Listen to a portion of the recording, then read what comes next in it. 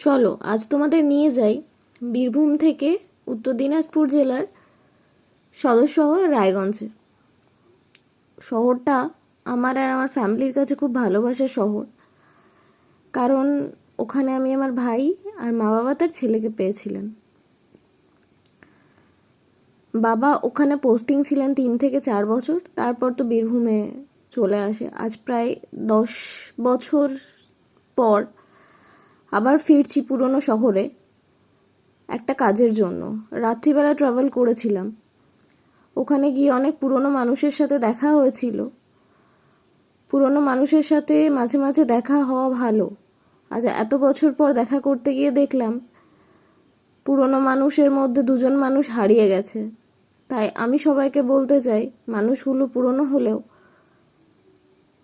তাদের সাথে ডিস্টেন্স বাড়লেও একবার করে পারলে দেখা করো।